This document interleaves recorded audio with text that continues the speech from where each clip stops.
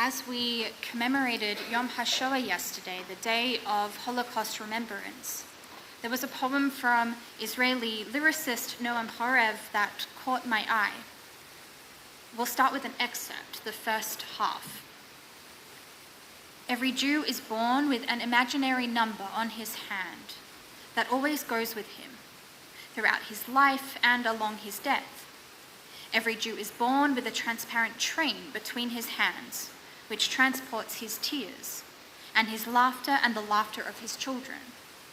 Every Jew is born with a heavy load on his back and a raggedy yellow patch that will be stuck on his heart.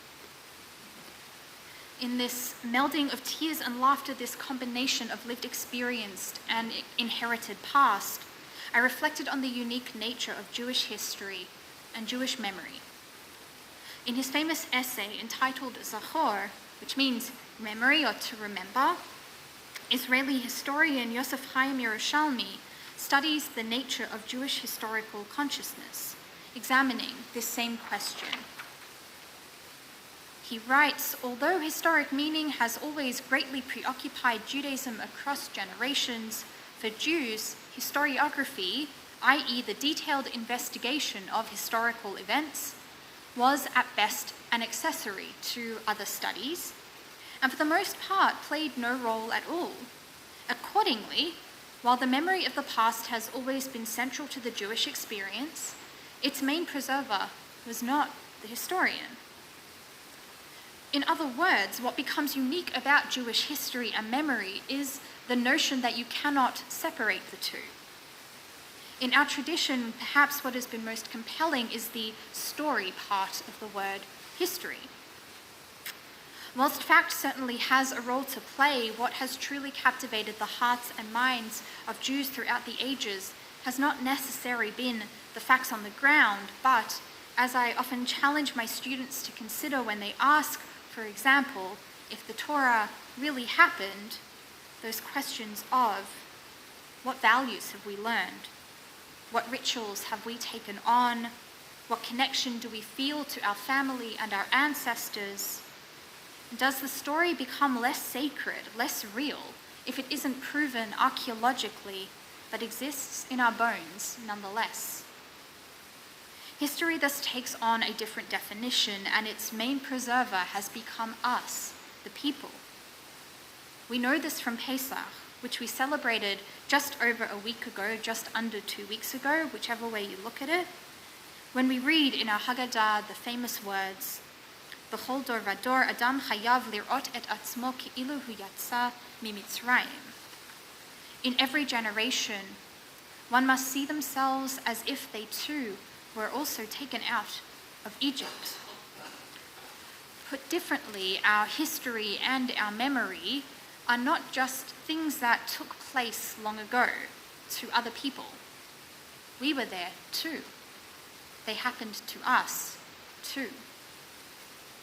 We are not just encouraged but required to integrate the lessons of our past into our DNA.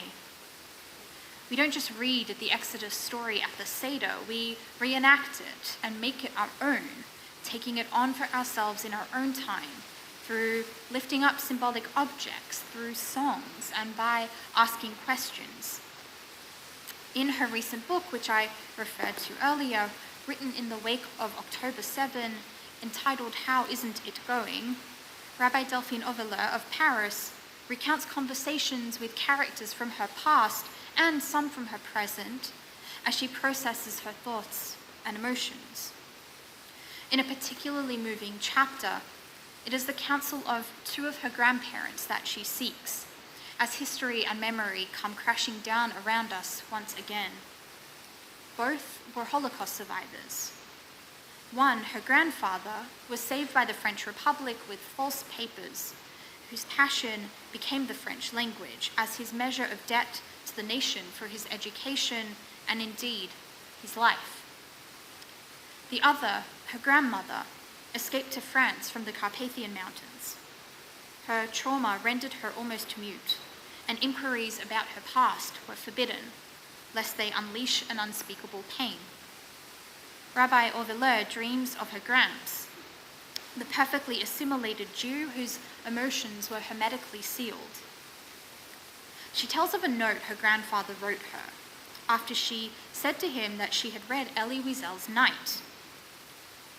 His response corrected her spelling to remind her that genocide was written with an acute accent and that gênance, embarrassment, retained its circumflex. And please excuse any French errors that I just made.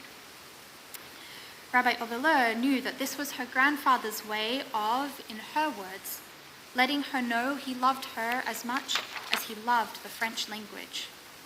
She carried that note with her in her bag for years. Rabbi Oveleur dreams also of her grandmother, for whom everything was uttered silently and in Yiddish, the language, her grandmother declares, of survivors. In that liminal dream space, her grandparents quarrel spiritedly.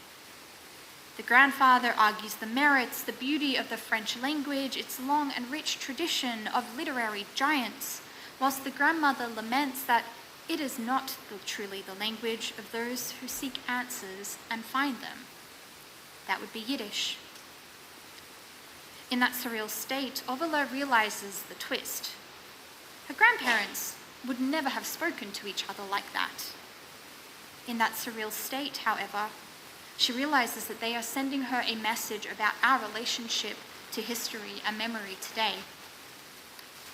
That we are all lock keepers, despite the walls and ramparts that have tried to prevent the hurricane of the past from wiping out current generations. That, though her grandparents could not find the right words for their suffering in their lifetime, when history came knocking, the words could, in fact, be summoned. Their ghosts haunt Oveleur and haunt us too in their simultaneous verbosity on one hand and lack of words on the other, echoing to us down the reaches of the last 80 or so years until finally we understand them in the here and now as we become witnesses despite not having been physically present. Whilst we can acknowledge that there is sadness and heaviness and pain in this approach, there is, I would posit, much positive wisdom to gain.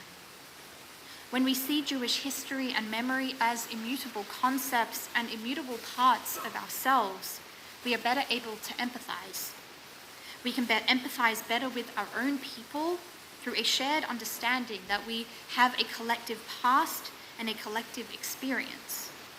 We become strengthened as a community and are able to work towards common goals when we more deeply know each other's stories and look at each other with kinder eyes. As a result, we can equally empathize better with the plight of others. Our own history and memory, whilst singularly ours, spurs us to seek justice for all who find themselves facing the worst of humanity, just as we have done over and over again. We learn from this, in conclusion, that history and memory are for the living, so we learn how to live with it. It gives us the tools to not only reflect on the past, but to respond to the challenges we face today. And as we know, there are many. When these ghosts weigh on our shoulders, whether they whisper to us in fearful tones or resound with booming confidence, we are able to make the choice to face our future with resilience, pride, and courage, and we are equipped to do that. It is on this note that we end with the second half of our poem from Noam Horev, his words containing multitudes. Every Jew must ask. Every Jew has returned from the netherworld. Every Jew is a survivor. Every Jew is born with an imaginary number on their hand that helps him remember where he came from and where he cannot permit himself to return. Shabbat Shalom.